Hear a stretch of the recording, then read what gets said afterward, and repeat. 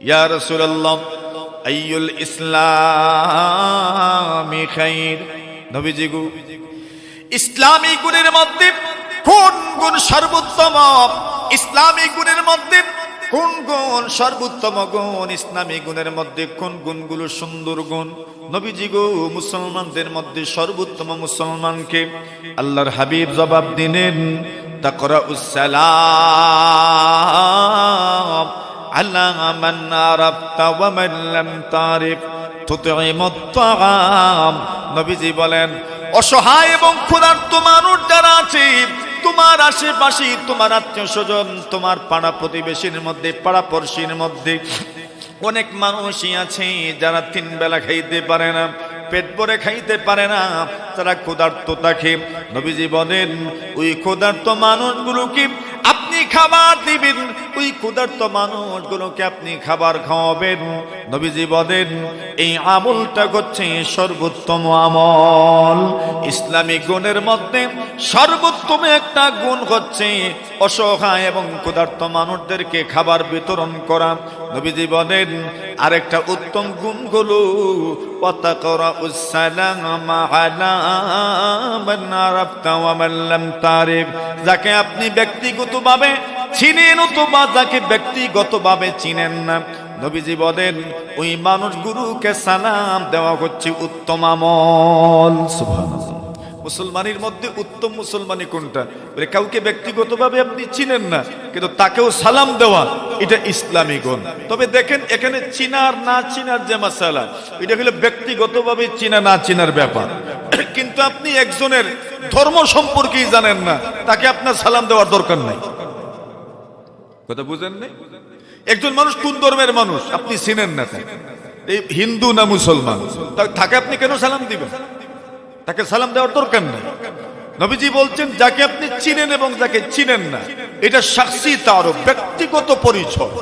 আপনার ব্যক্তিগত পরিচয় নাও থাকতে পারে, কিন্তু তার মিল্লতের পরিচয় আছে, তার ধর্মীয় পরিচয় আছে। লোকটা নামাজে যায়, তা আপনি দেখেন, লোকটার মাথায় টুপি আছে, লোকটার শরীরে পাঞ্জাবি আছে, লোকটার মুখে দাড়ি আছে, বোঝা গেল লোকটা কি, তার মিল্লত কি, মুসলমান। মিল্লাতি রাসূলুল্লাহ যে আমরা বলি, এই রাসূলুল্লাহর মিল্লত কি এটা আপনার জানা আছে।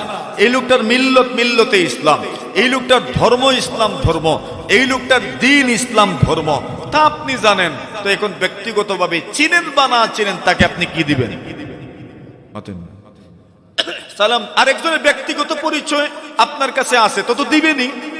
কিন্তু যদি মিল্লতের পরিচয় জানা না থাকে, ধর্মের পরিচয় আপনি জানেন না, তো আপনি কাকে সালাম দিবেন? এখন দেখবেন ওই ব্যক্তি বেশি নারাজ হয়, কেন সালাম দিল না? যে তোমার পরিচয় কি? একজন মানুষ তোমাকে চিনেই না, তুমি মুসলমান কিনা, তোমাকে কেমনে সালাম দিবে? কথা বুঝছেন নি?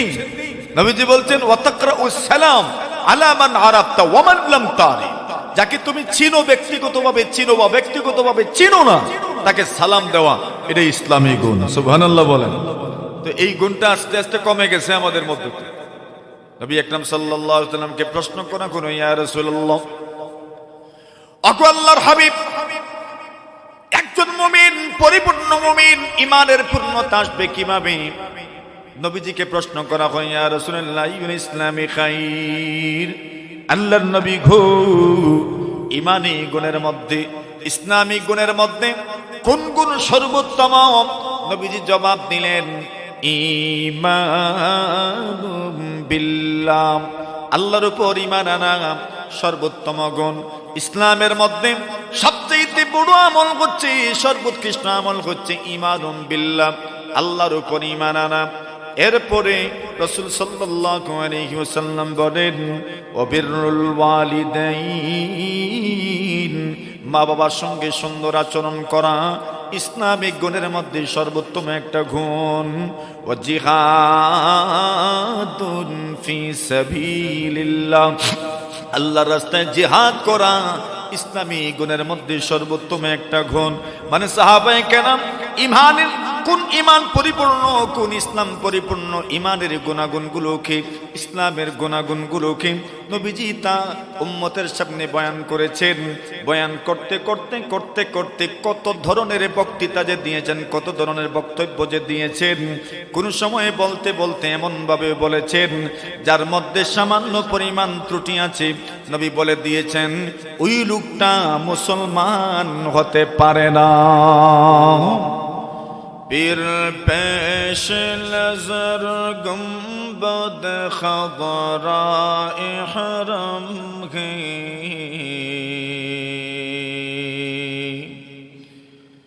পীর পেশ নজর গুম্বদ খবরা ইহরম গে, پیر نام خدا روضہ جنت میں قدم ہے، پیر نام خدا روضہ جنت میں قدم ہے، پھر شکر خدا سامنے محراب نبی کی،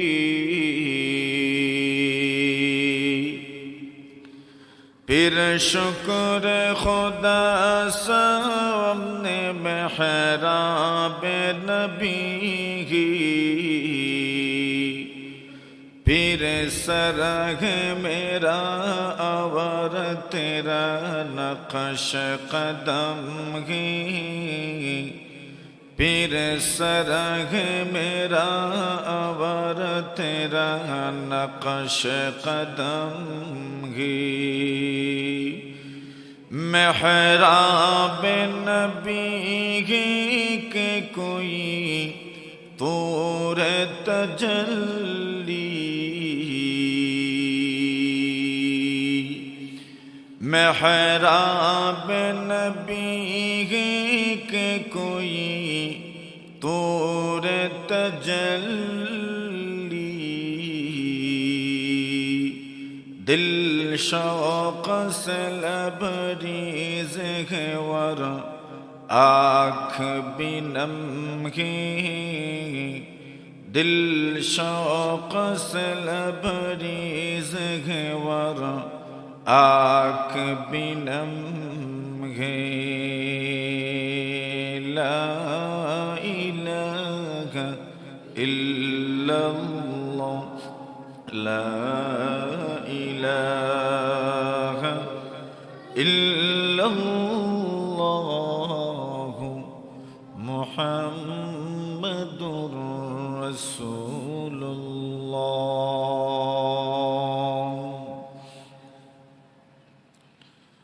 ঐতিহ্যবাহী জনপদ ভৈরবগঞ্জ বাজার খাদিমুল কোরআন পরিষদের উদ্যোগে আয়োজিত অধ্যক্ষার বার্ষিক ইসলামী সম্মেলনের সম্মানিত সভাপতি মুআজ্জাজ মুকাররম হযরত উলামায়ে কেরাম,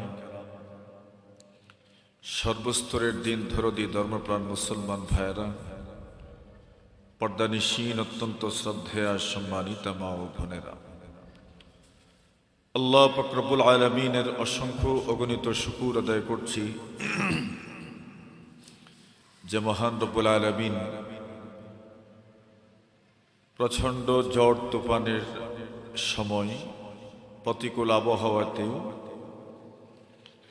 ভৈরবগঞ্জ খাদিমুল কোরআন পরিষদের সাজানো গোছানো এই প্রোগ্রামে আমরা অংশগ্রহণ করতে পেরেছি। এজন্য আমরা সকলেই আল্লাহ তাআলার শুকরিয়া জ্ঞাপন করছি, আলহামদুলিল্লাহ। কর্তৃপক্ষ প্রতিকূল আবহাওয়াতেও মাহফিল সাজিয়েছেন, আয়োজন করেছেন আমাদের জন্য, যেন এই এলাকার তাওহীদি জনতা উলামায়ে কেরামের মুখ নিঃসৃত কোরআন সুন্নাহের কথাগুলো শুনতে পারে।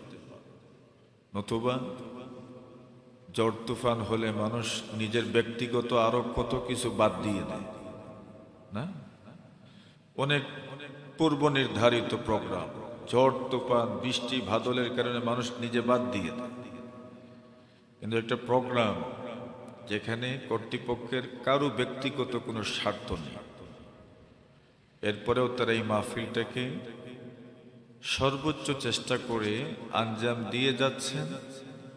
কেন?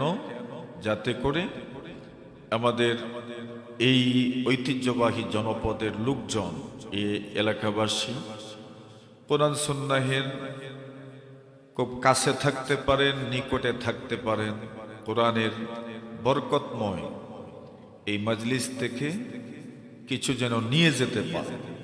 আমরা যারা আসতে পেরেছি নিশ্চয়ই সৌভাগ্যবানদের অন্তর্ভুক্ত, আলহামদুলিল্লাহ। আল্লাহ পাক আমাদের সকলের আশা যাওয়া চেষ্টা প্রচেষ্টাকে আল্লাহ তাআলা জান্নাতের বিনিময়ে কবুল করুন, আমরা সকলে বলি আমিন।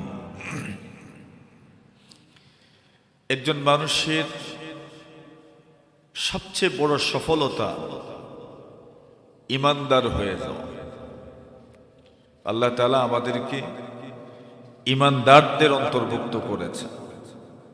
এটা আমাদের জন্য এমন বড় এক নিয়ামত, যার সমকক্ষ সমপর্যায়ে আর কোন নিয়ামত হতে পারে না। যত নবী রাসূল এই দুনিয়াতে এসেছেন, সকল নবী রাসূলদের দাওয়াতের প্রথম চ্যাপ্টার, প্রথম সাবজেক্ট, প্রথম বিষয় ছিল ঈমানের দাওয়াত। এটাকে আরেকটু সহজে বললে মানুষের অন্তর পরিবর্তনের দাওয়াত, মানুষের আকীদা, মানুষের বিশ্বাস, এটাকে পরিবর্তন এবং সংশোধনের দাওয়াত। সকল নবী রাসূল এই গুরু দায়িত্ব আঞ্জাম দিয়েছেন। মুহাম্মদুর রাসূলুল্লাহ সাল্লাল্লাহু আলাইহি ওয়াসাল্লাম উনি উম্মতের সামনে এই দাওয়াতই প্রথম তুলে ধরেছেন। ইয়া আইয়ুহান নাস কুলু লা ইলাহা ইল্লাল্লাহু তুফলিহু। লোকজন, তোমরা বলো, পড়ো লা ইলাহা ইল্লাল্লাহ, আল্লাহ ছাড়া কোনো মাবুদ নেই, তুফলিহু, তোমরা সফল কাম হয়ে যাবে। সুবহানাল্লাহ। বাস এক দাওয়াত, লা ইলাহা ইল্লাল্লাহ পড়ে নাও, সফল হয়ে যাবে। কেন? লা ইলাহা ইল্লাল্লাহ পড়ে নেওয়ার মধ্যে আল্লাহ তাআলা এমন কিছু রেখেছেন যে এর বিনিময় আল্লাহ তাআলা জান্নাত রেখে দিয়েছে। কেউ লা ইলাহা ইল্লাল্লাহ পড়ল মানে কি? সে জান্নাতি হয়ে গেল। সুবহানাল্লাহ। আর লা ইলাহা ইল্লাল্লাহর দাওয়াতই নবী দিয়েছে। ইয়া আইয়ুহান নাস কুলু লা ইলাহা ইল্লাল্লাহু তুফলিহু। বাস এই ছোট্ট একটা কথা বলেছে। আল্লাহকে বিশ্বাস করে না পুরা আরবের মানুষ নবীর বিরুদ্ধে চলে গেছে। যাকে আল আমিন বলতো, তার সবচেয়ে বিশ্বস্ত, এর চেয়ে নির্ভরযোগ্য আর কেউ হতেই পারে না পুরা আরব ভূখণ্ডে। ওনার মতো মানবিক গুণে গুণান্বিত, চারিত্রিক বৈশিষ্ট্যে সমৃদ্ধ দ্বিতীয় কোনো মানুষ নাই আরবের জমিনে। কিন্তু যখনই বলছেন আল্লাহকে বিশ্বাস করে নাও, সবাই নবীর বিরুদ্ধে চলে। শুধু বিরুদ্ধেই গেল না, আচ্ছা বিরুদ্ধে গিয়েও যদি নীরব থাকতো তো ঠিক ছিল না, নীরব থাকেনি তারা নবীজিকে পাগল বলতে লাগলো। ইয়া আইয়ুহাল্লাযী নুযিলা আলাইহিয যিকরু ইন্নাকা লামাজনুন, বলতে লাগলো তুমি পাগল। নাউযুবিল্লাহ বলে তুমি পাগল। আচ্ছা পাগল কেন বলছে? যিনি ইতিপূর্বে আল আমিন ছিলেন, সবচেয়ে নির্ভরযোগ্য, সবচেয়ে বিশ্বস্ত, সবচেয়ে কাছের মানুষ, সবচেয়ে প্রিয় মানুষ, এমন কোন অবিধান, এমন কোন বিশেষণ যেটা নবীর ক্ষেত্রে প্রযোজ্য ছিল না? কিন্তু যখনই ঈমানের দাওয়াত দিলেন, তারা বলতে লাগলো মুহাম্মদ কি হয়ে গেছে? পাগল হয়ে গেছে। আপনি দেখেন পরিবর্তন যখন শুরু হলো, অন্তরের পরিবর্তনের দাওয়াত যখন দিলেন, তখনই মানুষ নবীজিকে পাগল বলতে লাগলো। কিন্তু আল্লাহ তাআলা রাসূল আকরাম সাল্লাল্লাহু আলাইহি ওয়াসাল্লামকে বললেন, আপনি টেনশন করিয়েন না, আপনি মনক্ষুণ্ণ হইয়েন না, আপনি ঘাবড়ে যায়েন না, আপনি পেরেশান হইয়েন না, আপনি মাইন্ড করিয়েন না। আপনাকে মানুষ পাগল বলছে, বলুক না, আপনি সহ পুরো দিনকে হেফাজত করার জিম্মাদারি আমি আল্লাহ গ্রহণ করে নিলাম। এদের পাগল বলে আপনার কি আসবে আর কি যাবে, আপনি টেনশন করিয়েন না, আপনি চিন্তা করিয়েন। নবীজি দাওয়াত দিতে শুরু করলেন, ধারাবাহিক গোপনীয়তার সাথে দাওয়াত দিলেন, নিকটাত্মীয়দেরকে দাওয়াত দিলেন, একদম প্রকাশ্যে ইসলামের দাওয়াত দিলেন। দুশমন ভাবতে থাকলো, ঠিক এইভাবেই ইসলামের পাক্কা সাচ্চা খাদিমরাও বাড়তে থাকলো। নবীজি ঘোষণা করলেন, মান ক্বালা লা ইলাহা ইল্লাল্লাহ দাখালাল জান্নাহ।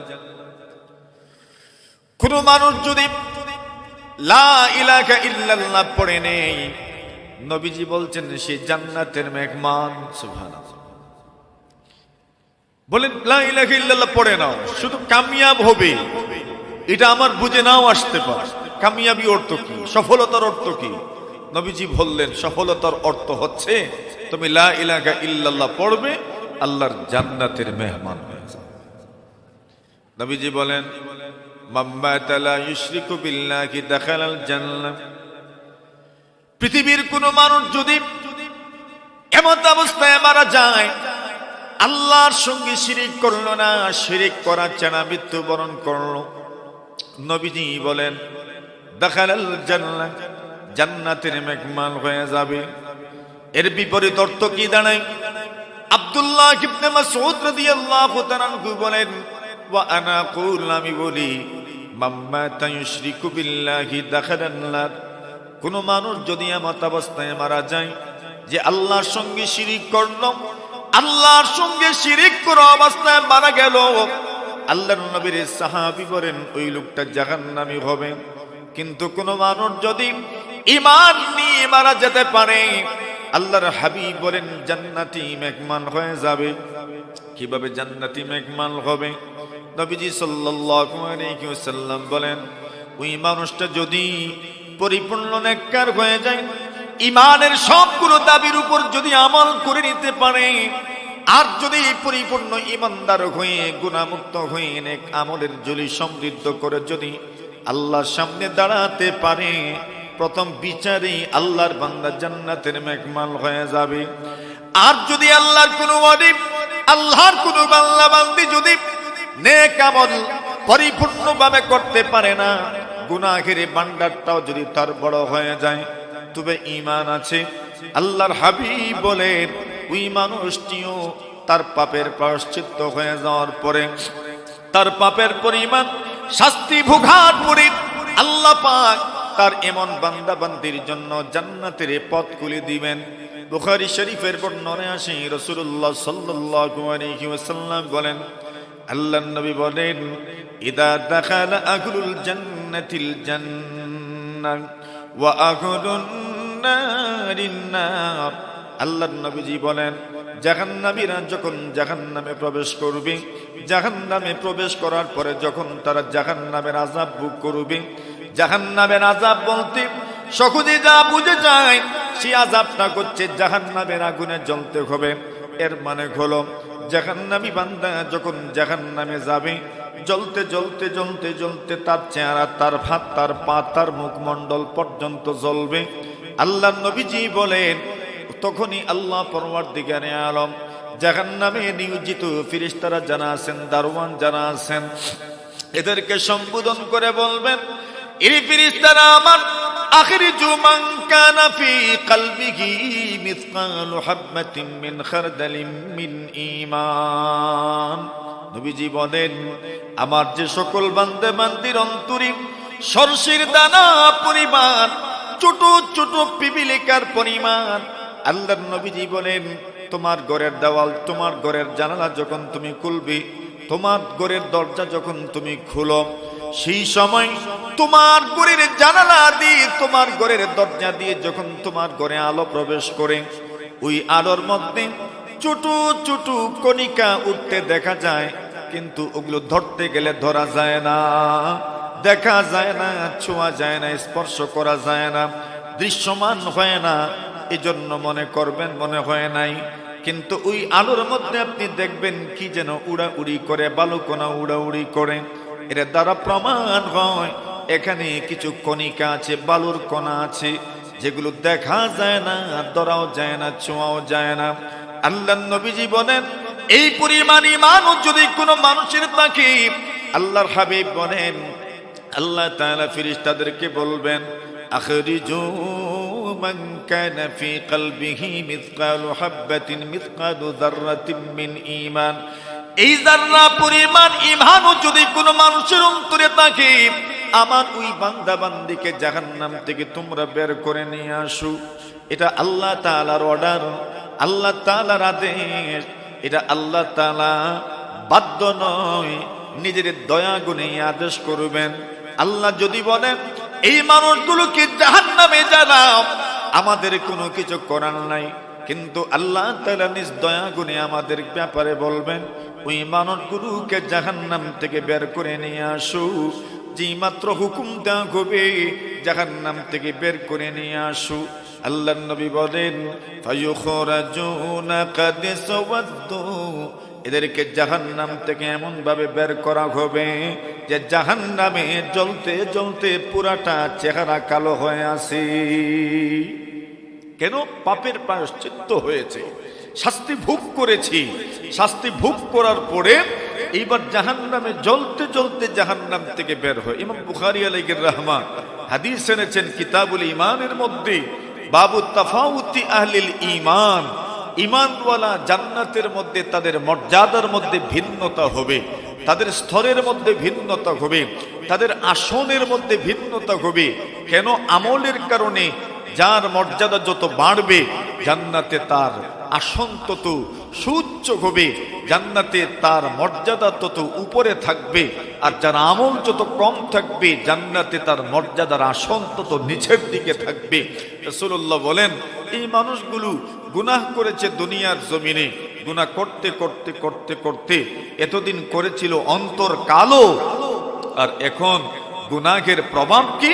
জাহান্নামে জ্বলতে জ্বলতে পুরো শরীর কালো হয়ে গেছে। কোনো কিছু জ্বললে ওটা কি সাদা হয় না কালো হয়? হ্যাঁ, সাদা হয় না কালো? অত্যন্ত সুন্দর জিনিস, দেখবেন জ্বলতে জ্বলতে জ্বলতে জ্বলতে ঠিকই হয়ে যায়, সালি হয়ে যায়, কালো হয়ে যায়। একটা কাষ্ঠখণ্ড, একটা লাকড়ির টুকরা জ্বলতে জ্বলতে জ্বলতে দেখবেন একদম কালো হয়ে গেছে। জ্বলা মানেই কালো হয়ে যাবে। এখন মানুষ জীবিত থাকা অবস্থায় গুনাহ করেছে, হয়েছে অন্তর কালো। কোনটা কালো হয়েছে? অন্তর। গুনাহ করতে করতে কি কালো হয়? মানুষ বলে না, আরে এই দুনিয়াতে কত মানুষ বলে এই লোকটা দেখতে তো ঠিক আছে কিন্তু এর ভিতরে একবারে কিটা কয়নি মানুষে আপনার দেশে ভিতর কিনা ভালো না, মানে কি ভিতর কালো কালো, একদম কালো। কিছু মানুষের দিল সত্যি এরকম, একদম কালো দিলওয়া। আর দিল কালো কেন হয়? নবীজি বলছেন গুনাহ করতে করতে করতে করতে তার দিল কালো হয়। ইদা আযনাবা নুকিতাত ফি কলবিহি নুকতাতুন সাউদা। নবীজি বলেন দুনিয়ার কোন মানুষ যদি কোনো গুনাহ করে সঙ্গে সঙ্গে তার দিলের মধ্যে একটা কালো দাগ দিয়ে দেওয়া হয়। নবীজি বলেন ফাইদা তাবা, ভৈরবগঞ্জের কোন মানুষ, গৌরী শঙ্করের কোন মানুষ, কোলাউড়ার কোন মানুষ, সাদেপুরের কোন মানুষ, সাদেপুরের মানুষ, বকশিমলের মানুষ, দুনিয়ার যে কোন স্থানের মানুষ যদি গুনাহ হয়ে যাওয়ার পরে তাওবা করে নিতে পারে, তাওবা করে নিতে পারে, তাওবা করে নিতে পারে, নবীজি বলেন তার অন্তরের মধ্যে সৃষ্ট কালো দাগ তওবার কারণে আল্লাহ তাআলা মুছে দেন। ওই দাগ আপনি মুছতে পারবেন না, ব্রাশ দিয়ে ঘষাইতেও পারবেন না। ওই দাগ কোনো রংওয়ালা মিটাইতে পারবে না। ওই দাগ মিটবে কি দিয়ে? বলে অদৃশ্য কলবের সেই দাগ মিটানোর জন্য তওবার আমল। কিসের আমল? তওবার। কিসের আমল? তওবার আমল। দুঃখের ব্যাপার, ওই যে রমজানে কিছু তওবা করছিলাম, এর পরে মাস তো 1.5 মাস জার্গি, আর তওবা করছিলেন রমজানে তো ওই জানতাম যে রমজান মাসে দোয়া কবুল হয়, মাগফিরতের মাস, ওই একটু তওবা করছিলাম, এরপরে যে তওবা বাদ দিছিলাম, এখন পর্যন্ত তো আর তওবাও করি নাই। তওবা মানে যেই অর্থ বুঝায় সেই অর্থের দিক বিবেচনা করে তওবা তো আমাদের পক্ষে করা সম্ভবই হয় না। আচ্ছা, কমপক্ষে রুসমি তওবা যেটা আছে, এটাও তো আমরা রমজানে কমপক্ষে কিছু না কিছু করছি। রমজান পরে তো আর করার মতো সৌভাগ্যই আমাদের অনেকের হয় নাই, ঠিক না বেটি? এটা আমাদের জন্য অত্যন্ত দুঃখের একটা পর্ব যে তওবা থেকে আমি বঞ্চিত হচ্ছি। নবীজি বলেন, ইদা আযনাবাল আবদ নুকিতাত ফি কলবিহি নুকতাতুন সাউদা। নবীজি বলেন, কোন মানুষ যদি গুনাহ করে তার অন্তরে কালো দাগ দেওয়া হয়, তার অন্তরে একটা কালো দাগ এমন ভাবে এঁটে দেওয়া হয়, ওই দাগ মিটে না, মিটে না, মিটে না। কিন্তু কোন ভাগ্যবান মানুষ, কোন ভাগ্যবান পুরুষ বা মহিলা যদি তওবা করে নিতে পারে, তওবার আমল করে নিতে পারে, নবীজি বলেন তওবা করবেন, সাথে সাথে আপনার কালো দাগটা মুছে দেওয়া হবে। আবার নবীজি বলেন, কিন্তু কোন দুর্ভাগ্য মানুষ যদি তওবা তো করলই না, গুনাহের মধ্যে সে ধারাবাহিকতার সাথে সে গুনাহ করতে থাকলো, একটার পর আরেকটা গুনাহ, একটার পরে আরেকটা গুনাহ করতেই থাকলো। নবীজি বলেন, একটার পর আরেকটা দাগ আল্লাহ তার অন্তরে সৃষ্টি করে দেন, একটার পরে আরেকটা দাগ তার অন্তরের মধ্যে লেগে যায়। শেষমেশ তার পরিস্থিতি কি দাঁড়ায়? নবীজি বলেন, পুরাটা অন্তর তার কালো হয়ে যায়। পুরাটা অন্তর যখন তার কালো হয়ে যায়, এইবার নবীজি বলেন ওই অন্তরের অবস্থা এমন হয়, ফি কুলুবিহিম মারাদ ফাযাদাহুমুল্লাহু মারাদাম। আল্লাহ বলেন, এদের দিলে রোগ হয়ে যায়, এদের দিলে রোগ হয়ে যায়। শুধু রোগ হয়ে এমন নয়, ওই রোগটা বাড়তেই থাকে,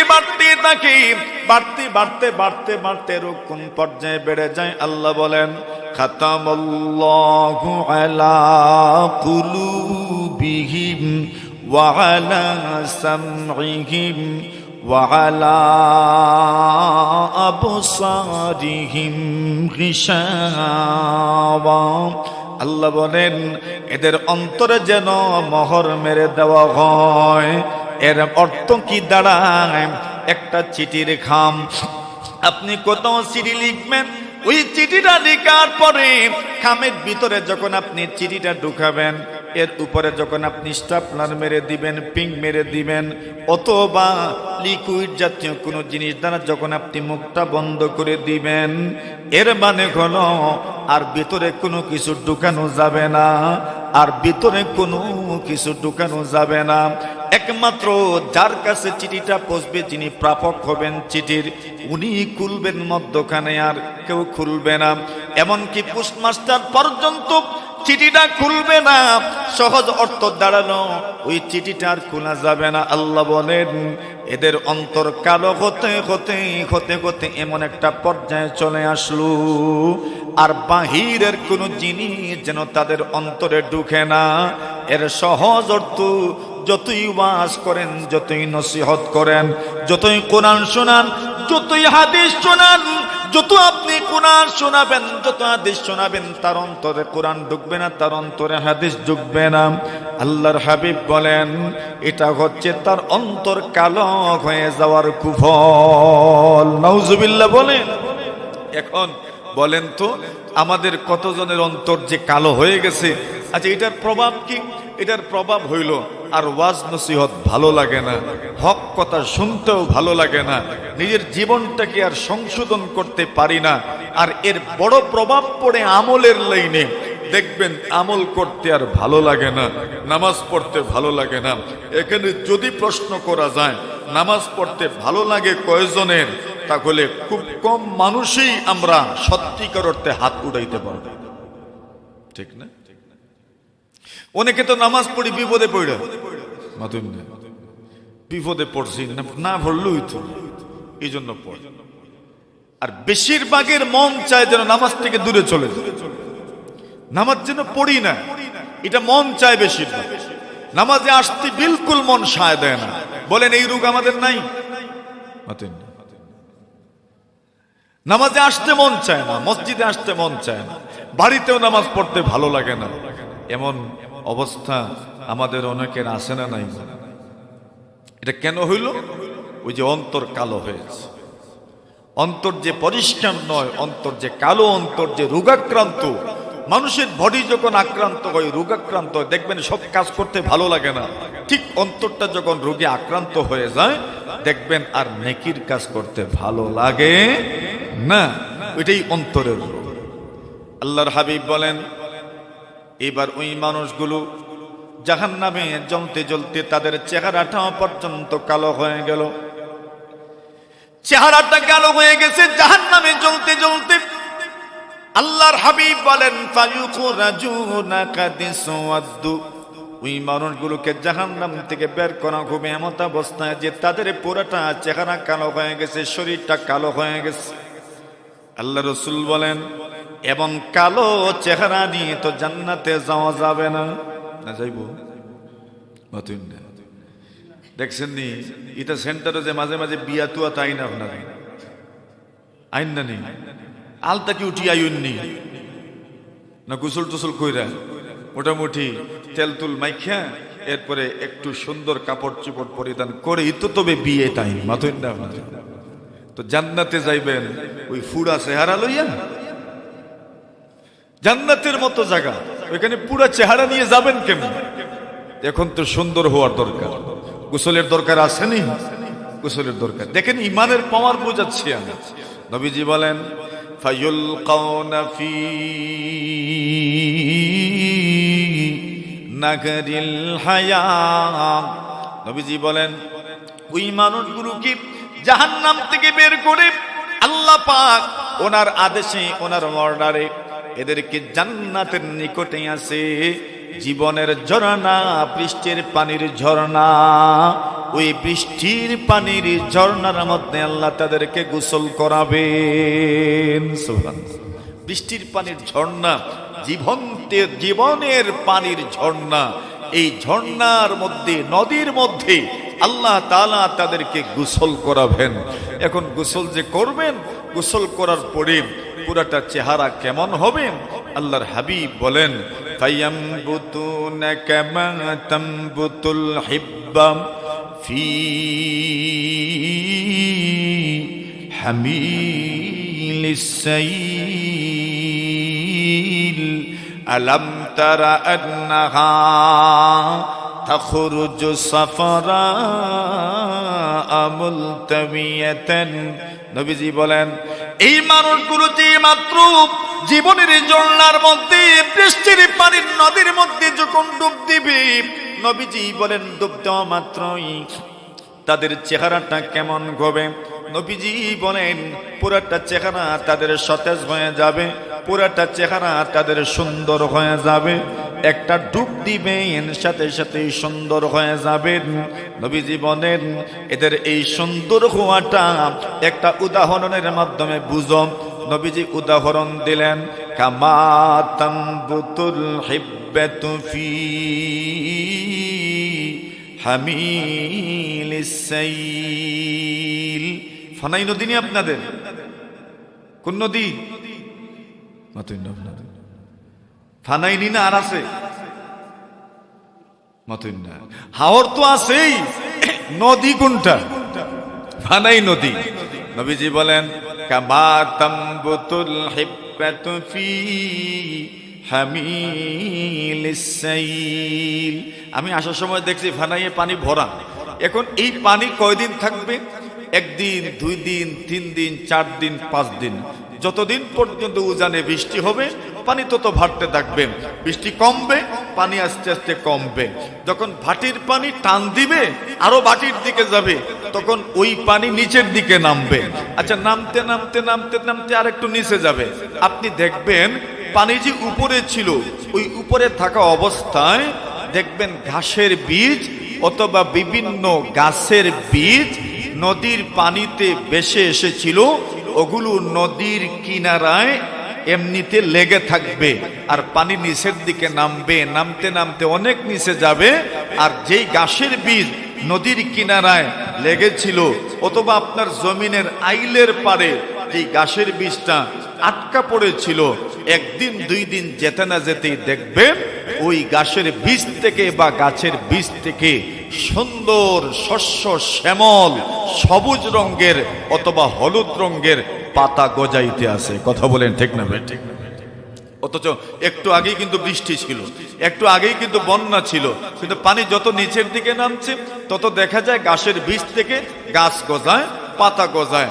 আল্লাহ নবীজি বলেন ওই মানুষগুলো যখন এই নদীর মধ্যে ডুব দিবে, ডুব দেওয়ার সাথে সাথেই ওই পাতা যেমন একদিন দুই দিনের ব্যবধানে যেমন ভাবে হলুদ বর্ণের পাতা গজায়, সুন্দর হয়ে গজায়, চ্যাপ্টা হয়ে গজায়, বড় বিস্তৃত হয়ে গজায়, নবীজি বলেন এরা জান্নাতের নদীর মধ্যে ডুব দিবেন আর সাথে সাথেই তাদের চেহারা আকাশের বিভিন্ন তারকার মতো আল্লাহ সুন্দর করে দেবেন। এটা কিসের পাওয়া? ইমানের পাওয়া। কিসের পাওয়া? ইমানের পাওয়া। তো ইমান বাস্তবেই এমন এক জিনিস, নবীজি বলেন মাম্মাতা লা ইউশরিকু বিল্লাহ দাখালাল জান্নাহ, যে ব্যক্তি মারা গেল আল্লাহর সাথে শিরিক করলো না, আল্লাহর সঙ্গে শিরিক করা ছাড়া কোনো ব্যক্তি মারা গেল, নবীজি বলছেন ওই লোক আল্লাহর জান্নাতের মেহমান হবে। শুধু এতটুকুই শেষ নয়, নবী আকরাম সাল্লাল্লাহু আলাইহি ওয়াসাল্লাম সাহাবায়ে কেরামের সামনে ঈমানকে পরিপূর্ণ করার জন্য যে পরিকল্পনা তুলে ধরেছেন, ঈমানকে কিভাবে পরিপূর্ণ করা যায়, অনেকগুলো পরিকল্পনা আল্লাহর রাসূল উম্মতের সামনে তুলে ধরেছেন। সাহাবায়ে কেরাম বারবার নবীজিকে প্রশ্ন করতেন, ইয়া রাসূলুল্লাহ, ঈমান পূর্ণতা পাবে কিভাবে, ঈমান পরিপূর্ণ হবে কিভাবে, ইসলাম পরিপূর্ণ হবে কিভাবে, একজন মুসলমান পরিপূর্ণ মুসলমান হবে কিভাবে? এরকম একটা দুইটা নয়, কত যে প্রশ্ন নবীজিকে করা হয়েছে। এক সাহাবী আসলেন আর আয়েশা প্রশ্ন করলেন, ইয়া রাসূলুল্লাহ, আইয়ুল ইসলামি খায়র, ইসলামের মধ্যে ইসলামিক গুণের মধ্যে কোন গুণ সর্বোত্তম, মুসলমানদের মধ্যে কোন মুসলমান সর্বোৎকৃষ্ট মুসলমান? ইজা প্রশ্ন আমরা করছি নি কোনোদিন? মাতুন না প্রশ্ন তো করছি কিনা? প্রশ্ন হইল আমার এত টাকা দিছি, এখন সুদে যদি টাকা আনি ওইটা যাই জইব না, দান আনলে যাই জইব কিনা? এই রকম প্রশ্ন স্যার আর কি যা প্রশ্ন করছেন উলামায়ে কেরাম। তালাক দিয়ে ফেলছেন, এখন কেমনে বাঁচবেন, জোড়া লাগাইবেন, এই ফতোয়া ইমাম সাহেবকে জিজ্ঞাসেন। ফরাইজের মাসালা ইমাম সাহেবকে জিজ্ঞাসা করছেন অথবা মুফতি সাহেবকে জিজ্ঞাসা করছেন, আর কি তা জিজ্ঞাসা করেন? আর কি আমরা জিজ্ঞাসা করি? আমাদের জিজ্ঞাসা তো বসে এতটুকু, কিন্তু নবীজির সাহাবায়ে কেরাম কি প্রশ্ন করতেন? ইয়া রাসূলুল্লাহ, আইয়ুল ইসলামি খায়র, নবীজি গো ইসলামী গুণের মধ্যে কোন গুণ সর্বোত্তম? ইসলামী গুণের মধ্যে কোন গুণ সর্বোত্তম গুণ? ইসলামী গুণের মধ্যে কোন গুণগুলো সুন্দর গুণ? নবীজি গো মুসলমানদের মধ্যে সর্বোত্তম মুসলমানকে আল্লাহর হাবিব জবাব দিলেন, তাকরাউস সালাম আলা মান আরাফতা ওয়া মান লাম তারিফ তুতঈমুত তাআম। নবীজি বলেন অসহায় এবং ক্ষুধার্ত মানুষ যারা আছে তোমার আশেপাশে, তোমার আত্মীয় স্বজন, তোমার পাড়া প্রতিবেশীর মধ্যে, পাড়া পড়শির মধ্যে অনেক মানুষই আছে যারা তিন বেলা খাইতে পারে না, পেট ভরে খাইতে পারে না, তারা ক্ষুধার্ত থাকে। নবীজি বলেন ওই ক্ষুধার্ত মানুষগুলোকে আপনি খাবার দিবেন, ওই ক্ষুধার্ত মানুষগুলোকে আপনি খাবার খাওয়াবেন। নবীজি বলেন এই আমলটা হচ্ছে সর্বোত্তম আমল। ইসলামিক গুণের মধ্যে সর্বোত্তম একটা গুণ হচ্ছে অসহায় এবং ক্ষুধার্ত মানুষদেরকে খাবার বিতরণ করা। নবীজি বলেন আরেকটা উত্তম গুণ হলো ওয়াতাকরাউস সালামা আলা মান আরাফতা ওয়া মান লাম তারিফ, যাকে আপনি ব্যক্তিগতভাবে চিনেন অথবা যাকে ব্যক্তিগতভাবে চিনেন না, নবীজি বলেন ওই মানুষগুলোকে সালাম দেওয়া হচ্ছে উত্তম আমল। সুবহানাল্লাহ। মুসলমানের মধ্যে উত্তম মুসলমানি কোনটা? কাউকে ব্যক্তিগতভাবে আপনি চিনেন না কিন্তু তাকেও সালাম দেওয়া, এটা ইসলামী গুণ। তবে দেখেন এখানে চিনার না চিনার যে মাসালা, এটা হলো ব্যক্তিগতভাবে চিনা না চিনার ব্যাপার। কিন্তু আপনি একজনের ধর্ম সম্পর্কেই জানেন না, তাকে আপনার সালাম দেওয়ার দরকার নাই। কথা বুঝেন নাই? একজন মানুষ কোন ধর্মের মানুষ আপনি চিনেন না, এই হিন্দু না মুসলমান, তাকে আপনি কেন সালাম দিবেন? তাকে সালাম দেওয়ার দরকার নেই। নবীজি বলছেন যাকে আপনি চিনেন এবং যাকে চিনেন না, এটা শাখসি তারফ, ব্যক্তিগত পরিচয়। আপনার ব্যক্তিগত পরিচয় নাও থাকতে পারে কিন্তু তার মিল্লতের পরিচয় আছে, তার ধর্মীয় পরিচয় আছে। লোকটা নামাজে যায় তা আপনি দেখেন, লোকটার মাথায় টুপি আছে, লোকটার শরীরে পাঞ্জাবি আছে, লোকটার মুখে দাড়ি আছে, বোঝা গেল লোকটা কি, তার মিল্লত কি, মুসলমান। মিল্লাতি রাসূলুল্লাহ যে আমরা বলি, এই রাসূলুল্লাহর মিল্লত কি এটা আপনার জানা আছে। এই লোকটার মিল্লতে ইসলাম, এই লোকটার ধর্ম ইসলাম ধর্ম, এই লোকটার দ্বীন ইসলাম ধর্ম, তা আপনি জানেন। তো এখন ব্যক্তিগতভাবে চিনেন বা না চিনেন, তাকে আপনি কি দিবেন? সালাম। আরেকজনের ব্যক্তিগত পরিচয় আপনার কাছে আছে তো দিবেনই, কিন্তু যদি মিল্লতের পরিচয় জানা না থাকে, ধর্মের পরিচয় আপনি জানেন না, তো আপনি কাকে সালাম দিবেন? এখন দেখবেন ওই ব্যক্তি বেশি নারাজ হয়, কেন সালাম দিল না? যে তোমার পরিচয় কি? একজন মানুষ তোমাকে চিনেই না, তুমি মুসলমান কিনা, তোমাকে কেমনে সালাম দিবে? কথা বুঝছেন নি? নবীজি বলছেন ওয়াতাকরাউস সালাম আলা মান আরাফতা ওয়া মান লাম তারিফ, যাকে তুমি চিনো ব্যক্তিগতভাবে চিনো বা ব্যক্তিগতভাবে চিনো না, তাকে সালাম দেওয়া, এটা ইসলামী গুণ। সুবহানাল্লাহ বলেন। তো এই গুণটা আস্তে আস্তে কমে গেছে আমাদের মধ্যে। নবী আকরাম সাল্লাল্লাহু আলাইহি ওয়াসাল্লামকে প্রশ্ন করা কোন, ইয়া রাসূলুল্লাহ, ওগো আল্লাহর হাবিব, একজন মুমিন, পরিপূর্ণ মুমিন, ঈমানের পূর্ণতা আসবে কিভাবে? নবীজিকে প্রশ্ন করা হয়, ইয়া রাসূলুল্লাহ আইয়ুল ইসলামি খাইর, আল্লাহর নবী গো, ঈমানী গুণের মধ্যে, ইসলামী গুণের মধ্যে কোন গুণ সর্বোত্তম? নবীজি জবাব দিলেন, ঈমানুম বিল্লাহ, আল্লাহর উপর ঈমান আনা সর্বোত্তম গুণ। ইসলামের মধ্যে সবচেয়ে বড় আমল হচ্ছে, সর্বোৎকৃষ্ট আমল হচ্ছে ঈমানুম বিল্লাহ, আল্লাহর উপর ঈমান আনা। এরপরে রাসূল সাল্লাল্লাহু আলাইহি ওয়াসাল্লাম বলেন, ওয়াবিরুল ওয়ালিদাইন, মা বাবার সঙ্গে সুন্দর আচরণ করা ইসলামিক গুণের মধ্যে সর্বোত্তম একটা গুণ। ও জিহাদুন ফি সাবিলিল্লাহ, আল্লাহর রাস্তায় জিহাদ করা ইসলামী গুণের মধ্যে সর্বোত্তম একটা গুণ। মানে সাহাবায়ে কেরাম ঈমানের কোন ঈমান পরিপূর্ণ, কোন ইসলাম পরিপূর্ণ, ঈমানের গুণাগুণগুলোকে, ইসলামের গুণাগুণগুলোকে নবীজি তা উম্মতের সামনে বয়ান করেছেন। বয়ান করতে করতে করতে করতে কত ধরনের বক্তৃতা যে দিয়েছেন, কত ধরনের বক্তব্য যে দিয়েছেন, কোন সময়ে বলতে বলতে এমন ভাবে বলেছেন যার মধ্যে সামান্য পরিমাণ ত্রুটি আছে। নবী বলে দিয়েছেন ওই লোকটা মুসলমান হতে পারে না। এখন বলেন মুসলমান হতে পারে না কেমনে বললেন? নবীজি বলেন কোন মানুষ পেট পুরে খাবার খেল কিন্তু তার প্রতিবেশী ক্ষুধার্ত, নবীজি বলছেন সে ঈমানদার হতে পারে না, সে ঈমানদার হতে পারে না। মনে রাখেন শুধু, আল্লাহর হাবিব বলেন লা ইউমিনু ওয়াল্লাহি লা ইউমিনু ওয়াল্লাহি লা ইউমিনু ওয়াল্লাহি লা ইউমিনু, আল্লাহর কসম ওই লোকটা মুমিন নয়, আল্লাহর কসম ওই লোকটা মুমিন নয়। তিনবার বলেছেন আল্লাহর কসম ওই লোকটা মুমিন নয়। সাহাবায়ে কেরাম বলেন ইয়া রাসূলুল্লাহ, কার সম্পর্কে আপনি বলছেন সে মুমিন নয়? নবীজি বলেন মাল্লা ইয়ামানু জারুহু বাওয়াইকা, নবী বলেন যে ব্যক্তির অনিষ্ট থেকে, তার কষ্ট থেকে, তার অনিষ্ট থেকে যার প্রতিবেশী নিরাপদ নয়, নবী বলেন এমন প্রতিবেশী কখনো মুমিন নয়। নাউজুবিল্লাহ। এখন দেখেন হিসাব মিলেনি আমাদের সাথে, মিলে না? মিলে? নবীজি বলেন আল্লাহি লা ইউমিনু, কসম আল্লাহর, সে মুমিন নয়, সে মুমিন নয়, সে মুমিন নয়। কে? নবীজি বললেন মাল্লা ইয়ামানু জারুহু বাওয়াইকাহু, যার প্রতিবেশী তার অনিষ্ট থেকে মুক্ত নয়, নিরাপদ নয়, নবী বলতেন সে মুমিন।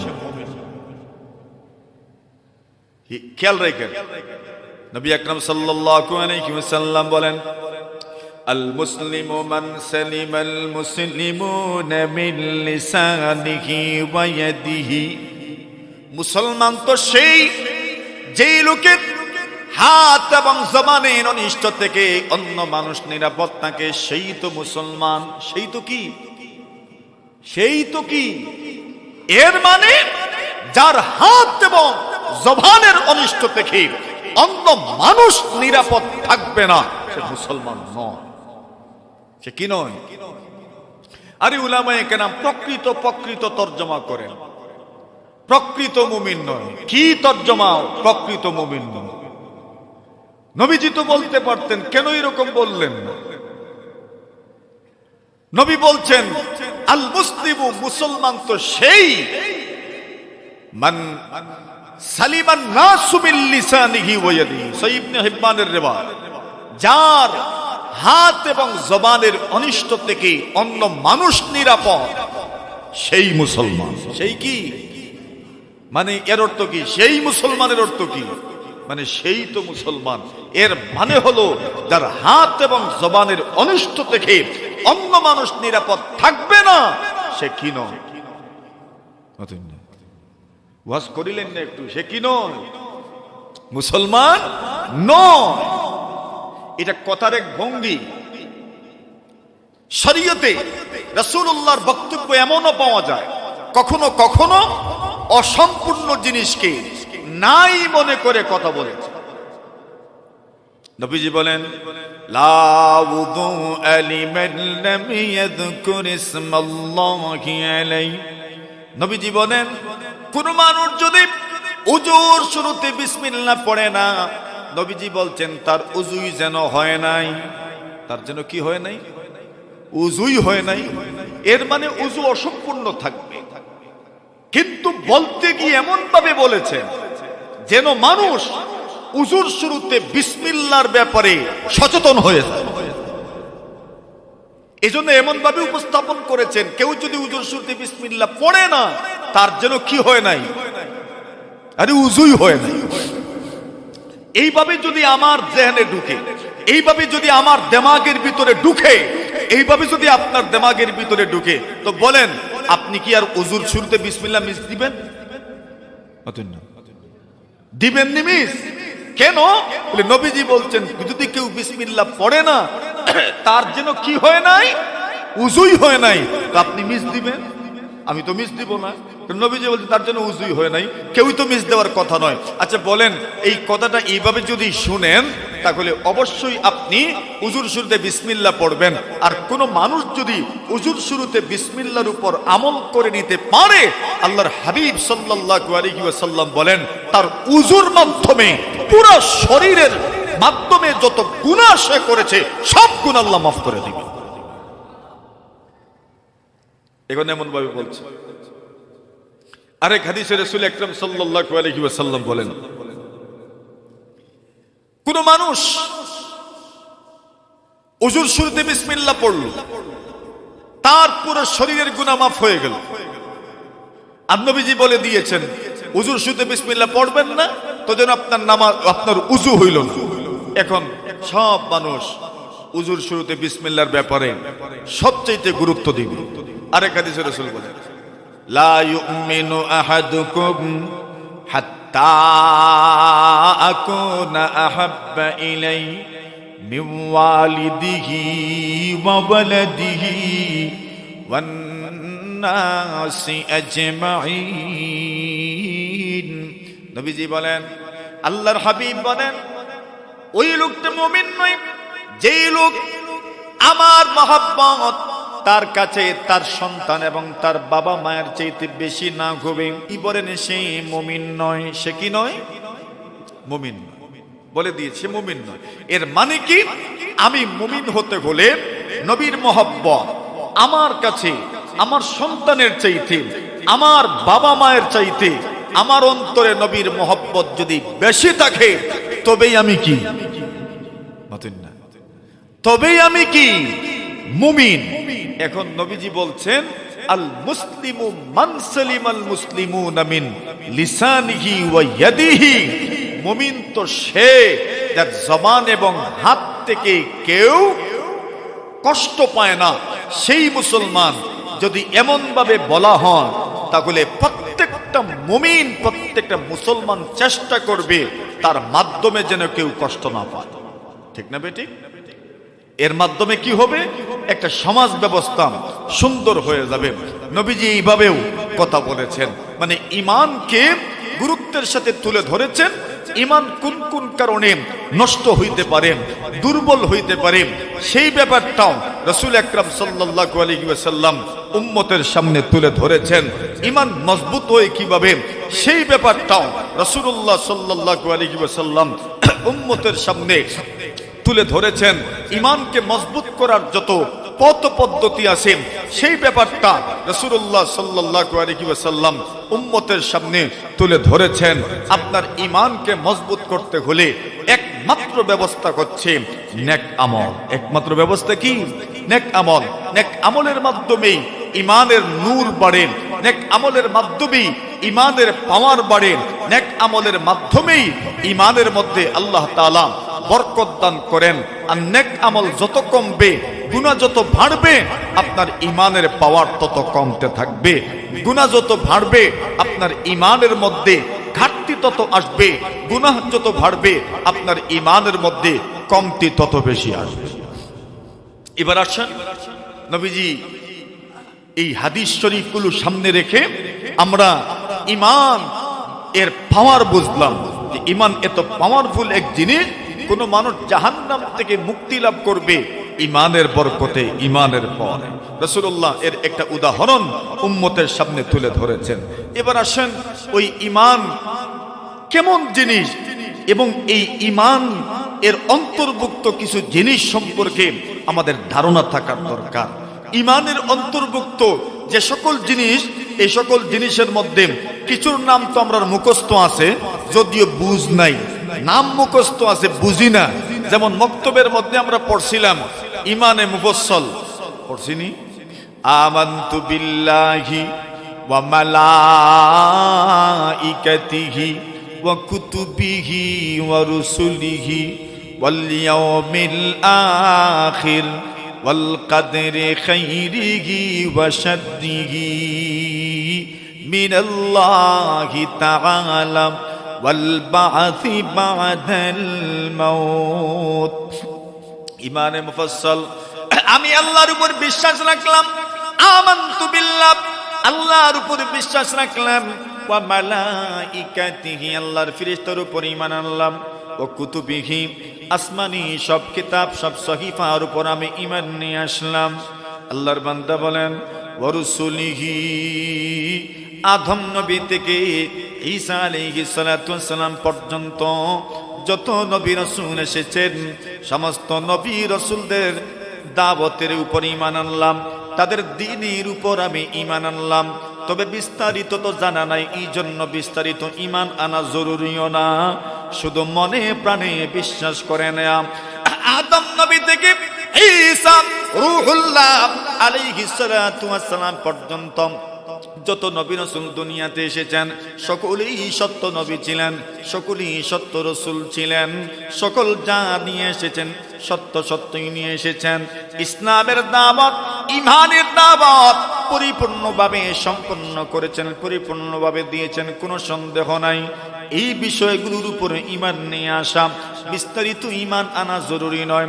কিন্তু মুহাম্মাদুর রাসূলুল্লাহ সাল্লাল্লাহু আলাইহি ওয়াসাল্লামের শরীয়তের ব্যাপারে আমার ঈমান আনতে হবে কি রকম? আল্লাহর নবীজি জানিয়ে এসেছেন আল্লাহর পক্ষ থেকে সবগুলো হক, শুধু হক নয় আমি আমলও করব, আমার জীবনে বাস্তবায়নও করব। এইরকম ঈমান আনা মুহাম্মদুর রাসূলুল্লাহর শরীয়তের জন্য জরুরি। আল্লাহর বান্দা বলেন ওয়া রাসূলিহি ওয়াল ইয়াউমিল আখির, পরকাল দিবসের উপর ঈমান নিয়ে আসলাম। ওয়াল কাদরি খাইরিহি ওয়া শাররিহি মিনাল্লাহি তাআলা, তাকদীরের ভালো মন্দ কার পক্ষ থেকে আসে? জোরে বলেন। বৃষ্টিও কার পক্ষ থেকে? দান নিলে গিয়েও মাতুন না, কার পক্ষ থেকে? আর দিয়ে গেলেও কে দিবেন? আরে বলেন না, কে দিবেন? আল্লাহ দিবেন। রিজিক দাতাকে।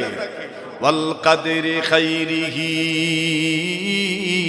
ওয়া শাররিহি মিনাল্লাহি তাআলা ওয়াল বা'থি বা'দাল মাউত, এবং পরকালে আল্লাহর সামনে দাঁড়াতে হবে। কিয়ামতের কঠিন ময়দানে মহান রবের সামনে আমাকে দাঁড়াতে হবে, আপনাকে দাঁড়াতে হবে। এটাও আমার ঈমানের অন্তর্ভুক্ত।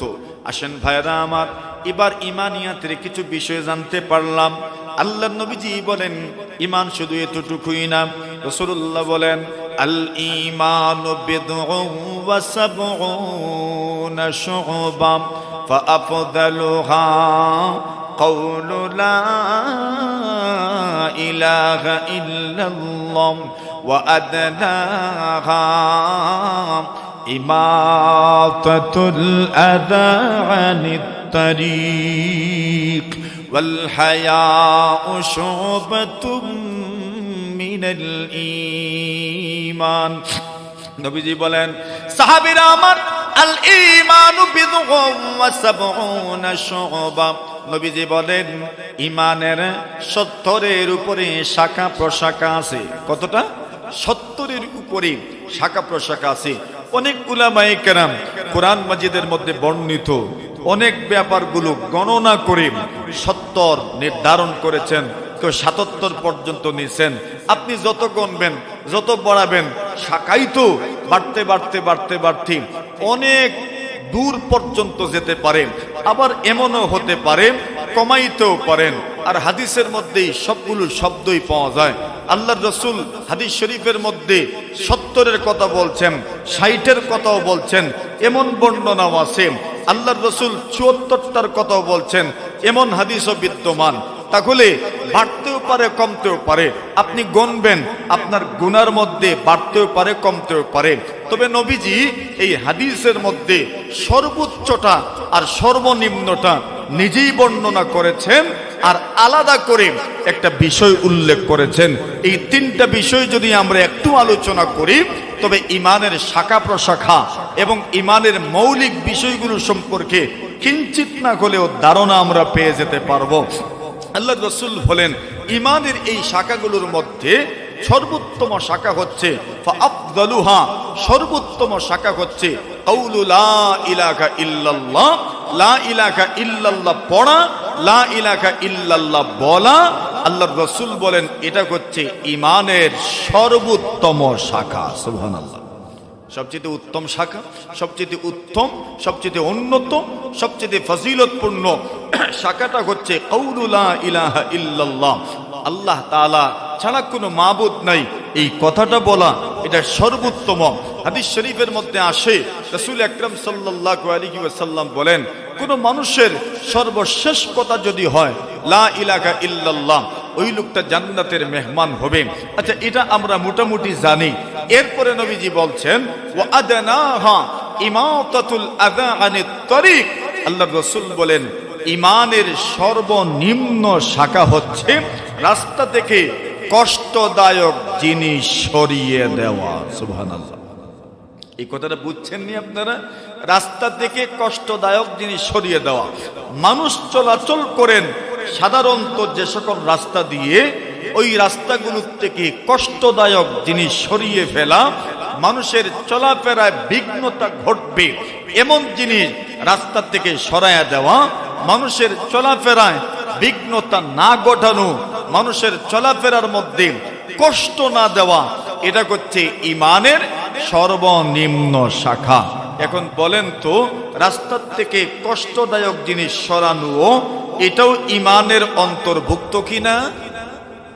এখন এই পয়েন্টটাই যদি ধরেন, তাহলে আমরা অনেকেই এই পয়েন্টটা ধরা খাইব। কথা বলেন ঠিক না? ঠিক। এই পয়েন্টটি আমরা অনেক ধরা খেয়ে ফেলব, যে রাস্তার থেকে কষ্টদায়ক জিনিস সরানো, কিন্তু আমরা তো অহরহ প্রতিদিন কত মানুষকে স্বাভাবিক চলাফেরা করতে বাধা দিচ্ছি।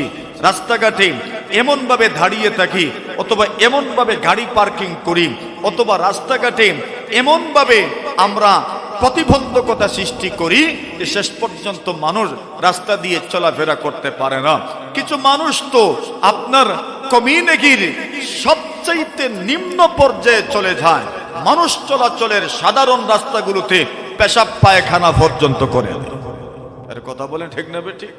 এখন বলেন, ওই লোকটা কি ইমানের সর্বনিম্ন শাখা যেটা, ওইটাও কি নিজের মধ্যে ফিট করতে পারলো? ওইটাও তো নিজের মধ্যে ফিট করতে পারলো না। অথচ রাসূল আকরাম সাল্লাল্লাহু আলাইহি ওয়াসাল্লাম হাদিস শরীফের মধ্যে বলেন, ওয়া ইমাতাতুকাল আযাম আনিত তারিকি লাকা সাদাকা। নবীজি বলেন, সাহাবীরা আমার, তোমার ছোট ছোট আমলগুলো আল্লাহ তাআলার কাছে এত দামি, এত দামি। তুমি যে ছোট ছোট আমল করো, এই আমলগুলো আল্লাহ তাআলার কাছে এত দামি হয়ে যায়। তোমার আমলগুলো আল্লাহ তাআলার কাছে সদকার সমপরিমাণ সওয়াবের পর্যায়ে চলে যায়। রাসূলুল্লাহ সাল্লাল্লাহু আলাইহি ওয়াসাল্লাম বলেন, ওয়া তাবাসসুমুকা ফি ওয়াজহি আখিকা লাকা সাদাকা। আল্লাহর নবী বলেন, তুমি যদি তোমার কোন মুমিন মুসলমান ভাইয়ের চোখের দিকে তাকায়া, তার মুখের দিকে তাকায়া তুমি যদি মুস্কি হাসি দিতে পারো, নবীজি বলেন আল্লাহ তাআলা তোমার আমলনামায় সদকার সওয়াব দিবেন। আল্লাহর হাবিব বলেন, ওয়া ইমাতাতুকাল আযা আনিত তারিকি লাকা সাদাকা।